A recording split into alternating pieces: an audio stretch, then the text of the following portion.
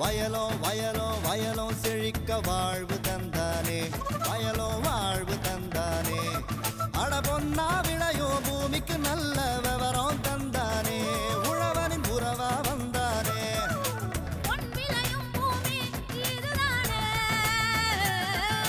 வயலோ வயலோ வயலோ செழிக்க வாழ்வு தந்தானே, வயலோ வாழ்வு தந்தானே. அட பொன்னா விளையோ பூமிக்கு நல்ல விவரம் தந்தானே, உழவனின் உறவா வந்தானே. தந்தன தந்தன தன தந்தானே, மண்ணள பொங்கிட துணை வந்தானே. தந்தன தந்தன தன தந்தானே, மண்ணள பொங்கிட துணை வந்தானே. வணக்கம் வேளாண் பெருமக்களே, இன்றைய பொன் விளையும் பூமி நிகழ்ச்சியில் முதலில் வருவது வேளாண் செய்திகள், வேளாண் சந்தை நிலவரம், வேளாண் வானிலை, தொடர்ந்து வேளாண் தொழில்நுட்ப பகுதியில் பல்வேறு பருவங்களுக்கு ஏற்ற நெல் ரகங்கள் குறித்து தஞ்சாவூர் மாவட்டம் காட்டுத்தோட்டம் மண் மற்றும் நீர் மேலாண்மை ஆராய்ச்சி நிலையத்தின் பயிர் இனப்பெருக்கம் மற்றும் மரபியல் துறையின் உதவி பேராசிரியர் முனைவதி சசிகுமார் அவர்கள் தரும் விளக்கத்தினை காணலாம். இனி வருவது வேளாண் செய்திகள்.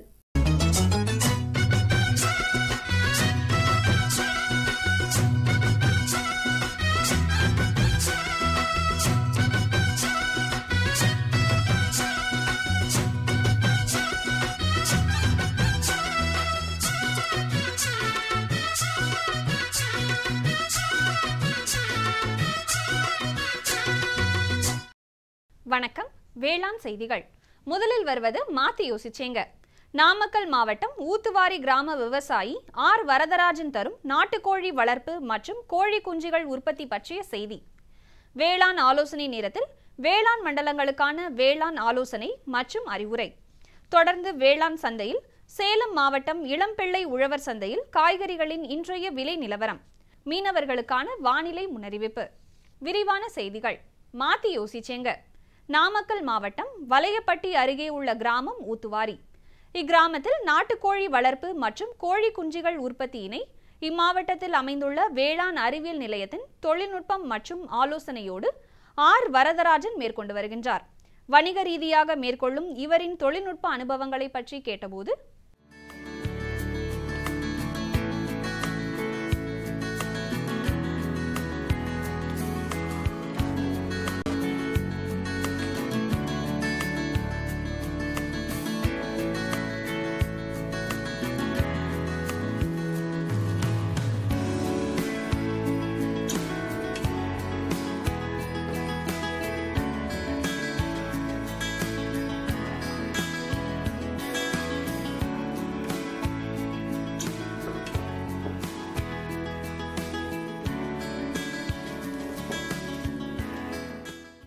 நான் அரசு ஊழியராக பஞ்சாயத்து யூனியனில் ஒர்க் பண்ணிக்கிட்டு இருந்தேங்க. இதே கூட விவசாயமும் செஞ்சுக்கிட்டு இருந்தேன். விவசாயத்தில் வெங்காயம், பந்தல் காய்கறிகள் இதெல்லாம் இப்போ செஞ்சுட்டு இருந்தேன். பந்தல் காய்கறிகள் கூட கேவிக்கு போனப்போ அங்கே பந்தல் காய்கறிகளை பற்றி ட்ரைனிங் போனாங்க. அதுக்கப்புறம் பந்தல் காய்கறிகள் செய்யலாம் அப்படின்ட்டு பந்தல் காய்கறிகளை ஒரு 5 வருஷமாக செஞ்சுக்கிட்டு இருக்கிறேங்க. அதுக்கப்புறம் கோழி வளர்ப்புக்கு கேவிக்கு போனாங்க. அப்போ நாட்டுக்கோழி வளர்ப்பை பற்றி கொஞ்சம் சொன்னாங்க. எனக்கு சின்ன வயசுலேயே இருந்தும் கோழிகளை கொஞ்சம் சின்ன லெவலில் வளர்த்திக்கிட்டு இருந்தேன். அதுக்கப்புறம் இதை கொஞ்சம் பெரிய லெவலில் வளர்த்தலாம், அரசு இதிலேருந்து ஓய்வு பெற்றோம்னா ஒரு சின்ன தொழிலாக ஆரம்பிக்கலாங்கிறதுக்காக ஆரம்பித்தேங்க.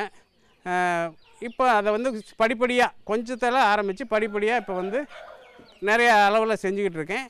இந்த கோழி முதல்ல மாடு, ஆடு இதெல்லாம் வளர்த்திக்கிட்டு இருந்தோங்க. இதெல்லாம் போதுங்கிற அளவுக்கு ஆட்கள் தேவைப்படுறது ஆட்கள் தேவைப்பட்டுச்சு. அதுக்கு ஆட்கள் கிடைக்காத பட்சத்தில் கோழி வளர்ப்பு எவ்வளோ கோழி இருந்தாலும் என் மனைவியும் நாங்களுமே பார்த்துக்குறோம். இந்த கோழியில் நல்ல வருமானம் வருதுங்க. இப்போ மாதத்தில் கிட்டத்தட்ட எங்களுக்கு 30,000 to 40,000 வரைக்கும் வருமானம் வருது. பெட்ட கோழினால் 4,000 to 5,000 செலவுகள் போக மீதியாகுது. கோழியை நான் ஆரம்பத்தில் ஒரு சின்ன லெவல்னாக்கா சும்மா சாதாரணமாக 4 கோழி 5 கோழி இப்படி வச்சு வளர்த்திக்கிட்டு இருந்தோம். இதில் நாங்கள் இப்போ இதை வாங்க வர்றவங்க இப்போ ஒரு கிலோ 250 ரூபாய்க்கு கம்மி நான் கொடுக்கறது இல்லைங்க. அந்த 250 ரூபாய்க்கு இங்கே எங்கள் இடத்துலையே வாங்கிட்டு போயிடுறாங்க. அதுவும் இல்லாமல் வளர்ப்புக்காக வாங்குறவங்களும் அதிகமான பேர் வளர்ப்புக்கும் வாங்கிட்டு போயிடுறாங்க. அதேமாரி இப்போ புதுசாக வளர்க்கணும்னு நினைக்கிறவங்க அதிகமான இதில் வந்து முதலீடு போட தேவையில்லை. ஒரு 10 கோழி ஒரு சேவல் அப்படிங்கிற அளவில் ஆரம்பித்தாவே 2 வருஷத்தில் அவங்க 1000 கோழி அளவுக்கு அதை டெவலப் பண்ணிடலாம். வந்து 1:10ங்கிற அளவுக்கு பெருகக்கூடியது. அது கோழியானது ரொம்ப வேகமாக பெருகக்கூடியது. ஒரு வருஷத்தில் வந்து அவங்க இப்போ 1 வருஷம் 2 வருஷத்தில் பார்த்திங்கன்னா அவங்க பெரிய பண்ணையாளர் ஆயிடலாம். அவங்களுடைய முதலீடு 5000 to 10,000 போட்டால் போதும். ஒரு ஷெட்டு இருந்தால் போதுமானது. பெண்களும் இதுக்காக எந்த விதமான சிரமப்பட அரை மணி நேரம் காலையிலையும் மாலையிலையும் ஒரு 1/2 மணி நேரம் இதுக்காக செலவு செய்தால் போதுமானது. நல்ல வருமானம், விவசாயத்தோடு சேர்ந்த வருமானம், இன்னும் சொல்லப்போனால் விவசாயத்தை விட அதிகமாகவே கிடைக்கக்கூடிய வருமானமாக இருக்கிறது. மேலும் விவரம் பெற ஆர் வரதராஜன் அவர்களை 093643457 என்ற கைபேசி எண்ணில் தொடர்பு கொள்ளலாம். இனி வருவது வேளாண் ஆலோசனை நேரம்.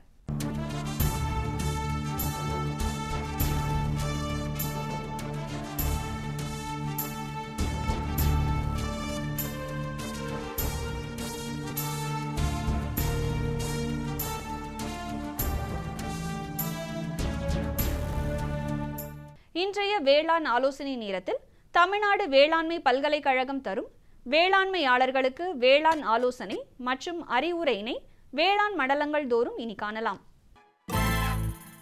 மேற்கு மண்டலத்திற்கான வானிலை முன்னறிவிப்பு.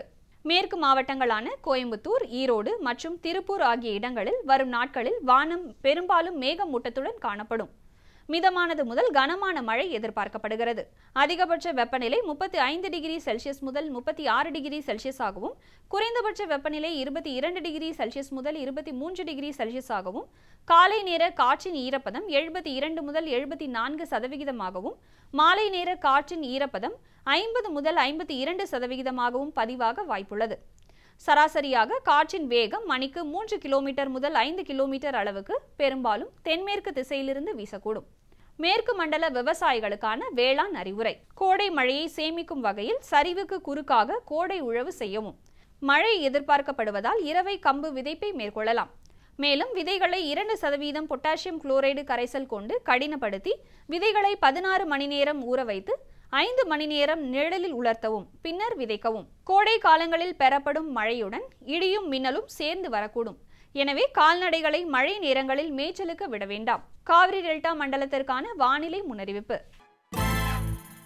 காவேரி பாசன பகுதிக்கு உட்பட்ட மாவட்டங்களான தஞ்சாவூர், நாகப்பட்டினம், திருவாரூர், கரூர், பெரம்பலூர், அரியலூர் மற்றும் திருச்சி ஆகிய இடங்களில் வானம் மேகமூட்டத்துடன் காணப்படும். லேசான மழை எதிர்பார்க்கப்படுகிறது. அதிகபட்ச வெப்பநிலை 33 டிகிரி செல்சியஸ் முதல் 38 டிகிரி செல்சியஸ் ஆகவும், குறைந்தபட்ச வெப்பநிலை 25 டிகிரி செல்சியஸ் முதல் 26 டிகிரி செல்சியஸ் ஆகவும் பதிவாக வாய்ப்புள்ளது. காற்றின் ஈரப்பதம் 30 முதல் 80% பதிவாக வாய்ப்புள்ளது. காற்றின் வேகம் 5 கிலோமீட்டர் முதல் 11 கிலோமீட்டர் ஆகவும் வீசக்கூடும் எனவும் எதிர்பார்க்கப்படுகிறது. காவிரி டெல்டா மண்டல விவசாயிகளுக்கான வேளாண் அறிவுரை. கோடை பருவத்தில் இரவையில் உளுந்து பயிருக்கு ஆடுதுறை 5 ஏற்ற ரகம். எள் விதைத்த 15ஆம் நாள் மற்றும் 25ஆம் நாள் பயிர்களை களைக்க வேண்டும். எள் விதைத்த 25ஆம் நாள் ஒரு முறை நீர் பாய்ச்ச வேண்டும். நெல் தரிசு பருத்திக்கு 45ஆம் நாள் ஒரு களை எடுத்துவிட்டு 3 நாட்கள் கழித்து உரமிட்டு மண் அணைத்து நீர் பாய்ச்சவும். தெற்கு மண்டலத்திற்கான வானிலை முன்னறிவிப்பு. தெற்கு மண்டலத்திற்கு உட்பட்ட மாவட்டங்களான திருநெல்வேலி, விருதுநகர் மற்றும் தூத்துக்குடி மாவட்டங்களில் வானம் பெரும்பாலான மேகமூட்டத்துடன் காணப்படும். மிதமான மழை எதிர்பார்க்கப்படுகிறது. பகல் நேர வெப்பநிலை 34 டிகிரி செல்சியஸ் முதல் 39 டிகிரி செல்சியஸ் ஆகவும், இரவு நேர வெப்பநிலை 23 டிகிரி செல்சியஸ் முதல் 25 டிகிரி செல்சியஸ் ஆகவும் பதிவாக வாய்ப்புள்ளது. காற்றின் ஈரப்பதம் 42 முதல் 90% பதிவாக வாய்ப்புள்ளது. காற்றின் வேகம் 10 கிலோமீட்டர் முதல் 19 கிலோமீட்டர் வேகத்திலும் வீசும் எனவும் எதிர்பார்க்கப்படுகிறது. தெற்கு மண்டல விவசாயிகளுக்கான வேளாண் அறிவுரை. மழை எதிர்பார்க்கப்படுவதால் பருத்தி அறுவடைக்கு பிறகு பயிர் கழிவுகளை சுழல் வெட்டியை பயன்படுத்தி மண்ணோடு சேர்க்கவும். கத்தரிக்கு மகசூலை மேம்படுத்த 1 லிட்டருக்கு வளர்ச்சி ஊக்கியான ட்ரையாகாண்டனால் 2 ppm மற்றும் சோடியம் போரேட் அல்லது போராக்ஸ் 35 mg என்ற அளவில் கலந்து தெளிக்கவும். மலைப்பிரதேச மண்டலத்திற்கான வானிலை முன்னறிவிப்பு. வரும் நாட்களில் மலைப்பிரதேச மண்டலமான நீலகிரி மாவட்டத்தில் வானம் பெரும்பாலான மேகமூட்டத்துடன் காணப்படும். லேசானது முதல் மிதமான மழை எதிர்பார்க்கப்படுகிறது. பகல் நேர வெப்பநிலை 18 டிகிரி செல்சியஸ் முதல் 19 டிகிரி செல்சியஸ் ஆகவும், இரவு நேர வெப்பநிலை 9 டிகிரி செல்சியஸ் முதல் 10 டிகிரி செல்சியஸ் ஆகவும் பதிவாக வாய்ப்புள்ளது. காற்றின் ஈரப்பதம் 84 முதல் 92% பதிவாக வாய்ப்புள்ளது. மாலை நேர காற்றின் ஈரப்பதம் 76 முதல் 80% பதிவாக வாய்ப்புள்ளது. அமைதியான காற்று மணிக்கு 2 கிலோமீட்டர் முதல் 3 கிலோமீட்டர் அளவில் வீசக்கூடும் எனவும் எதிர்பார்க்கப்படுகிறது. மலைப்பிரதேச மண்டல விவசாயிகளுக்கான வேளாண் அறிவுரை. மிதமான மழையின் காரணமாக கார்னேஷனில் வாடல் நோய் தென்பட்டால் இதனை கட்டுப்படுத்த இஃப்ரோடியோன் 25% மற்றும் கார்பன்டெசிம் 25% கலந்து தெளிக்கலாம். வடமேற்கு மண்டலத்திற்கான வானிலை முன்னறிவிப்பு. வரும் நாட்களில் வடமேற்கு மண்டலத்திற்கு உட்பட்ட மாவட்டங்களான சேலம், நாமக்கல், தருமபுரி மற்றும் கிருஷ்ணகிரி மாவட்டங்களில் வானம் லேசான மேகமூட்டத்துடன் காணப்படும். லேசான மழை எதிர்பார்க்கப்படுகிறது. பகல் நேர வெப்பநிலை 35 டிகிரி செல்சியஸ் முதல் 37 டிகிரி செல்சியஸ் ஆகவும், இரவு நேர வெப்பநிலை 20 டிகிரி செல்சியஸ் முதல் 24 டிகிரி செல்சியஸ் ஆகவும் நிலவ வாய்ப்புள்ளது. காற்றின் ஈரப்பதம் 72 முதல் 74% பதிவாக வாய்ப்புள்ளது. சராசரியாக காற்றின் வேகமானது 5 கிலோமீட்டர் முதல் 8 கிலோமீட்டர் வேகத்தில் வீசக்கூடும் எனவும் எதிர்பார்க்கப்படுகிறது. வடமேற்கு மண்டல விவசாயிகளுக்கான வேளாண் அறிவுரை. கோடை மழை ஆங்காங்கே பெய்திருக்கும் வேளையில் பகல் வெப்பமும் சற்றே குறைந்த அளவில் நிலவும் என்பதனால் கோழிகளிடையே வெப்ப அயற்சி சற்றே குறைந்துள்ளது. இதே வானிலை வரும் நாட்களிலும் காணப்படும் எனவும் எதிர்பார்க்கப்படுகிறது. ஆயினும் தீவனத்திலும் தண்ணீர் மற்றும் கோழிகளின் மேலாண்மையிலும் தொடர்ந்து கவனம் செலுத்தியும் நோய் எதிர்ப்பு தன்மையை அதிகரிக்கும் வழிகளான வைட்டமின்களின் பயன்பாட்டினை அதிகரித்தும், அதாவது வைட்டமின் சி மற்றும் வைட்டமின் இயை சேர்த்து வர வேண்டும். வடகிழக்கு மண்டலத்திற்கான வானிலை முன்னறிவிப்பு.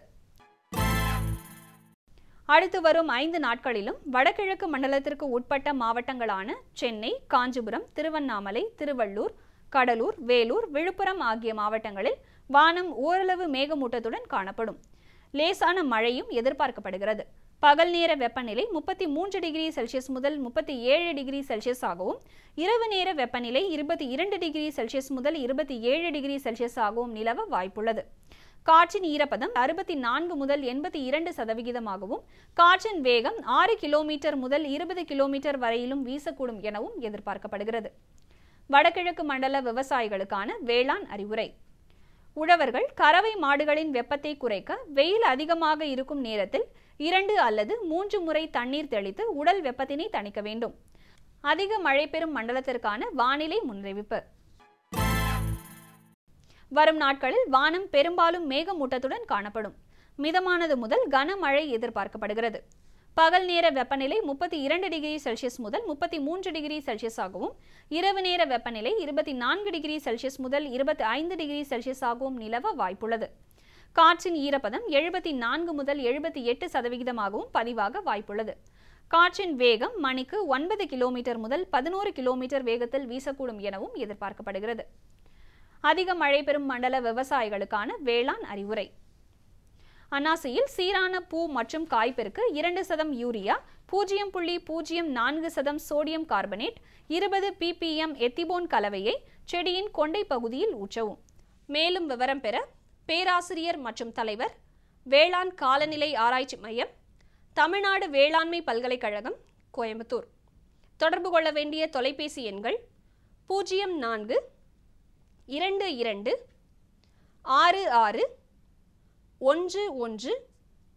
66 11 305 04 22 66 11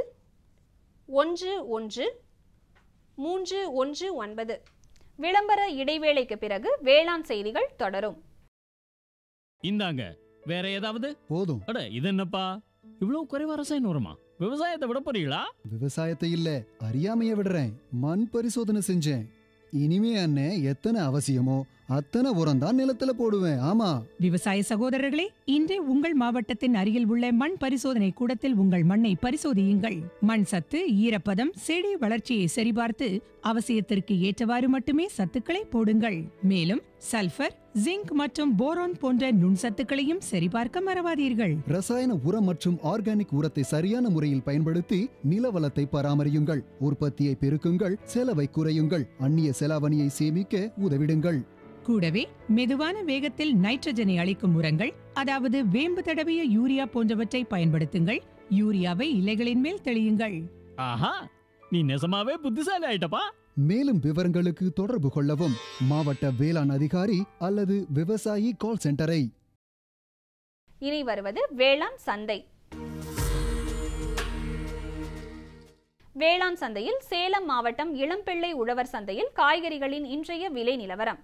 கத்தரிக்காய் 1 கிலோ 10 ரூபாய்க்கும், வெண்டைக்காய் 1 கிலோ 25 ரூபாய்க்கும், அவரைக்காய் 1 கிலோ 38 ரூபாய்க்கும், சின்ன வெங்காயம் 1 கிலோ 20 ரூபாய்க்கும், பெரிய வெங்காயம் 1 கிலோ 22 ரூபாய்க்கும், பச்சை மிளகாய் 1 கிலோ 18 ரூபாய்க்கும், தக்காளி 1 கிலோ 12 ரூபாய்க்கும், இஞ்சி 1 கிலோ 60 ரூபாய்க்கும், கருவேப்பிலை 1 கிலோ 30 ரூபாய்க்கும், கொத்தமல்லி கட்டு ஒன்று 9 ரூபாய்க்கும், புதினா கட்டு ஒன்று 5 ரூபாய்க்கும் விற்பனை செய்யப்பட்டது. இனி வருவது வேளாண் வானிலை.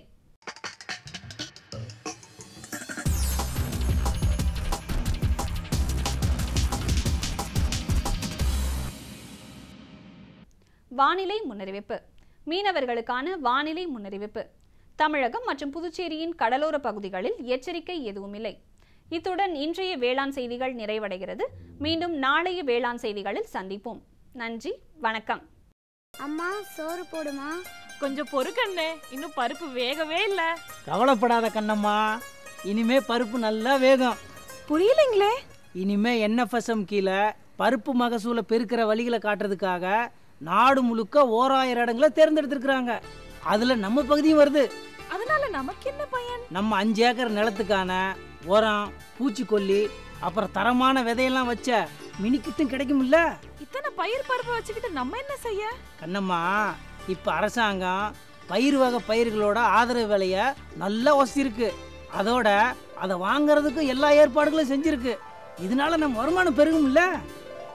நம்ம பிள்ளையும் நல்ல பள்ளிக்கூடத்துல படிச்சு பெரிய விவசாய விஞ்ஞானி ஆகும்.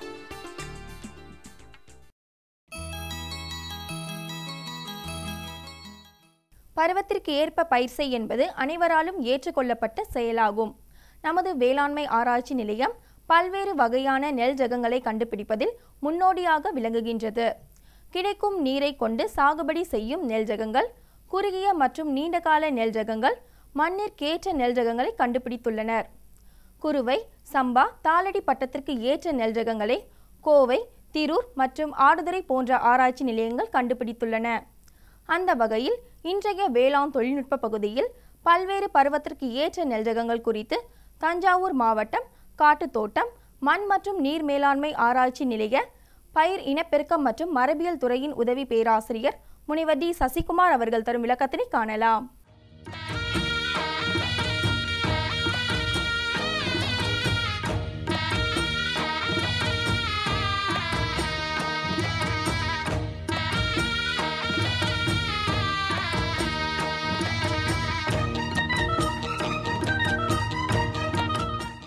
இந்த மண் மற்றும் நீர் மேலாண்மை ஆராய்ச்சி நிலையத்தில் நாங்கள் நீரை சேமிக்கக்கூடிய என்னென்ன உத்திகள் முறைகள் இருக்கோ அதுக்கு ஏற்ப நெல் ரகங்களை நம்ம உருவாக்கியிருக்கோம். குறிப்பாக பார்த்திங்கன்னா நம்ம ஒரு தண்ணி வராத பட்சத்தில் ஒரு 100 நாளில் முதிர்வடையக்கூடிய ரகங்களை நம்ம உருவாக்குறோம்.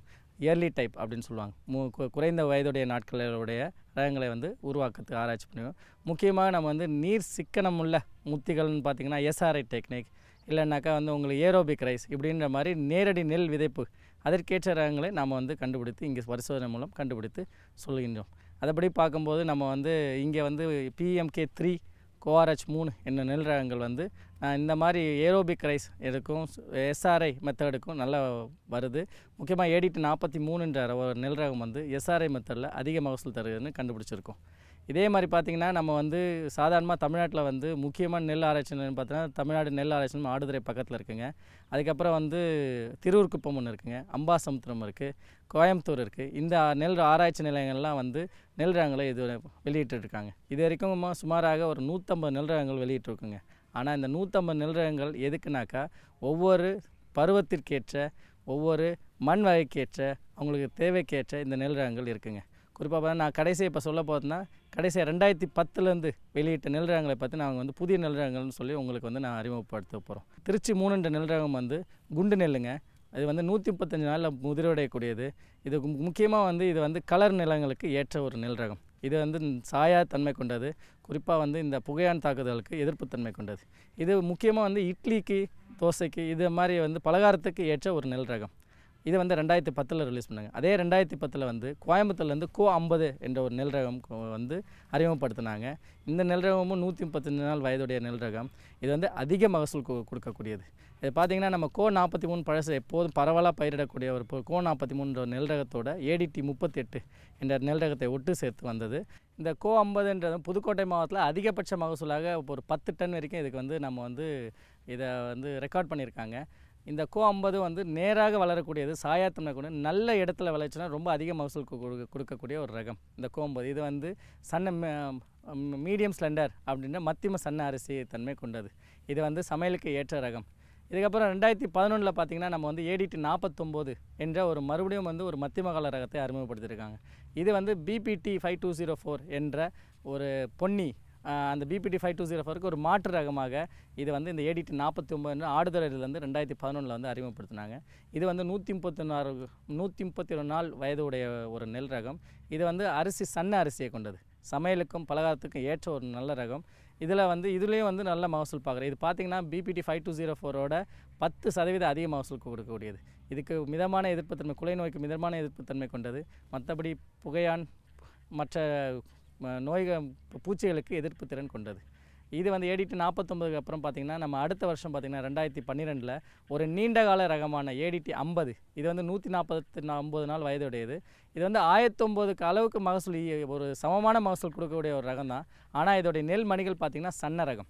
நீங்கள் வந்து நம்ம இந்த நெல் இது வந்து எல்லா இடத்துலையும் விளைவிக்கக்கூடியது, ஓரளவு சாயாது, நல்ல சன்ன ரகத்தை கொண்டது. அதனால் வந்து ஒரு 1009க்கு ஒரு மாற்று பயிராக வேறு ஒரு ரகத்துக்கு போனாக்கா இது 1009க்கு நம்ம வந்து ADT 50 என்ற நீண்ட கால ரகங்களை பயிரிடலாம். இது வந்து சன்ன ரகமாக இருந்தால் பலகாரம் மற்றும் சமையலுக்கு ரொம்ப ஏற்ற ரகமாகும். ADT 50க்கு அப்புறம் இப்போ லேட்டஸ்ட்டாக பார்த்திங்கன்னா கடைசியாக வந்து கோ 51 என்ற குறுகிய காலம் ரகத்தை ரிலீஸ் பண்ணாங்க. கோ 51 வந்து 105 நாளில் முதிர்வடையக்கூடியது. இது வந்து சாயா தன்மை கொண்டது. இதோடைய கோ 51 ADT 43 RRIS ஒட்டு சேர்த்து வந்த ரகத்தினால ஆடுதுறை 43 போன்ற நெல்மணிகளை கொண்டது. அதனால் சமையலுக்கு உகந்தது. இது குறிப்பாக இதோடைய நல்ல தன்மை பார்த்திங்கன்னா இது வந்து சாயா தன்மை கொண்டது. அதுக்கப்புறம் வந்து பார்த்திங்கனாக்கா கடைசியாக வந்து TPS 5 திருப்பசாரத்துக்கு ஏற்ற ஒரு நெல் ரகம். இது வந்து மறுபடியும் குண்டு நெல் தாங்க. இது வந்து இதோடைய ஒட்டு பார்த்திங்கனாக்கா வந்து நம்ம வந்து ASD 16 அம்பை 16 ப்ளஸ் அது கூட வந்து ADT 37 2 குண்டு ரகத்தையும் சேர்த்து உருவாக்கப்பட்ட ஒரு குண்டு நெல் ரகம். இது வந்து 110 நாளில் முதிர்வடையக்கூடியதுங்க. இது திருப்பதி சாரத்துக்கு ஏற்ற அந்த பருவத்திற்கேற்ற அந்த மண்ணுக்கேற்ற இந்த ரகம். இது வந்து கடைசியாக வந்து உருவாக்குதுங்க. நீங்கள் நீண்ட கால ரகம்னா இப்போ ரொம்ப நாளைக்கு அப்புறம் முன்னாடி சாவித்திரி பொன்மணின்னு சொல்லி CR 1009 CR 1009 என்ற ரகத்தை தான் நம்ம பெருமளவில் பயிரிட்டு வரோம். ஆனால் இப்போ சம்பாவுக்கு ஒரு மாற்று பெயராக நாங்கள் ADT 50 என்ற ஒரு நெல் ரகத்தை வந்து நம்ம வந்து அறிமுகப்படுத்திருக்கோங்க. ADT 50 வந்து 1009க்கு சேர்க்கும் போது இது சமமான ஒரு மகசூல் தான் கிடைக்குமோ. ஆனால் இந்த சமமான மகசூல் இதோடைய மணி வந்து மெல்லிய மத்தியம சன்ன ரகத்தை சேர்ந்தது. அதனால் வந்து இது வந்து ஒரு நல்ல ஒரு ரகமாகவும் நம்ம அடுத்த ஒரு 1009 பயிரிட்ட இடத்துல இந்த ரகத்தையும் பயிரிடலாம். ஸ்வர்ணா சப் 1 அப்படின்னு வந்து ஒரு ரகத்தை வந்து நம்ம வந்து அறிமுகப்படுத்தியிருக்கோம். இந்த ஸ்வர்ணா சப் 1 வந்து MTU 7028 ஒரு ரகத்தில் இந்த எண்ணில் தான் வந்து இதை வந்து அறிமுகப்படுத்தினாங்க. இது வந்து சாதாரணமாக 145 150 நாள் வயதுடையது. இது வந்து ஆந்திராவிலேருந்து அறிமுகப்படுத்தக்கூடிய ஒரு நெல் ரகம். இந்த ஸ்வர்ணான்றது வந்து நீங்கள் வந்து குறைவான சூரிய வெப்பத்திலையும் 135 நாளில் நம்ம ஊரில் முதிர்வடைஞ்சு நல்ல மகசூல் கொடுக்கக்கூடியது. முக்கியமாக வந்து இது வந்து பூச்சி தாக்குதலுக்கு மிதமான எதிர்ப்புத்தன்மை கொண்டது. இதனால் இது வந்து மற்ற பார்த்திங்கன்னா கர்நாடகா, ஆந்திரா, தமிழ்நாட்டிலே கொஞ்சம் நிறைய ஏரியாவில் போட்டதால் இது பெரிய ரகம்னால இதில் வந்து நம்ம வந்து திருவாரூருக்கு வந்து இந்த மண் தண்ணியில் மூழ்கி இருந்தாலும் 10-15 நாள் தண்ணியில் மூழ்கி இருந்தாலும் இந்த ஸ்வர்ணா சப்வன் அப்படின்ற அந்த சப்வன் வந்து அந்த மூழ்கி இருந்தாலும் அதை எதிர்த்து அதை தாங்கி வளரக்கூடிய சக்தியை கொண்டது. நான் ஒவ்வொரு பருவத்திற்கும் ஏற்ற அதிக மகசூலுக்கு கொடுக்கக்கூடிய ஒரு 4-5 ரகங்களை நான் சொல்லியிருக்கேன். ஆனால் விவசாயிகள் அவங்களுடைய மண் வாகுக்கு ஏற்ற மாதிரி எந்த பருவத்தில் பயிரிட போகிறாங்கன்னு நினச்சி அதுக்கு தக்கன மாதிரி ஒரு ரகத்தை தேர்வு செய்தார்கள்னால் அவங்க சாதாரணமாக கிடைக்கிற மகசூலோட அதிகபட்சமாக ஒரு 15-20% அதிக மகசூல் அவங்க கிடைக்கப்படும். இதனால் நான் விவசாயிகளுக்கு தெரிவிக்க வேண்டியது என்னவென்றால், நீங்கள் பருவத்திற்கேற்ற ரகங்களை பயிரிட்டு அதிக மகசூலை அடைந்து உங்களுடைய வாழ்வாதாரத்தை பெருக்கிக் கொள்ள ஏதுவாக இருக்கும் என கேட்டுக்கொள்கிறேன். மேலும் விவரம் பெற முனைவர் டி சசிகுமார் அவர்களை 09948222210 என்ற கைபேசி எண்ணில் தொடர்பு கொள்ளலாம்.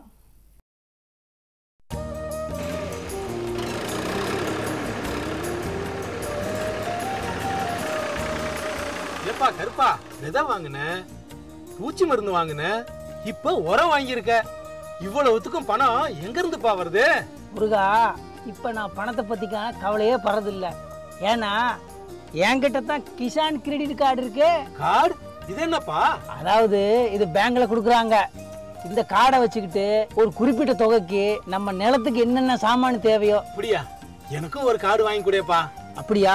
பக்கத்துல இருக்கிற பேங்க்கு போ, கார்டை வாங்கிக்க, நிறைய லாபம் அடைஞ்சிரு. 17/4/2015 வெள்ளிக்கிழமை அன்று பொன் விளையும் பூமி நிகழ்ச்சியில்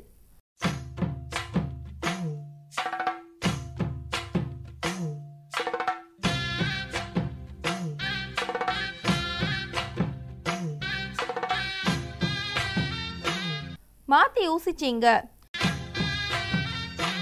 தக்காளி சாகுபடி குறித்து நாமக்கல் மாவட்டம் எருமப்பட்டி ஒன்றியம் ஜம்புமடை கிராம விவசாயி கே கனகாம்பாள் தரும் செய்தி. வேளாண் ஆலோசனை நேரம்.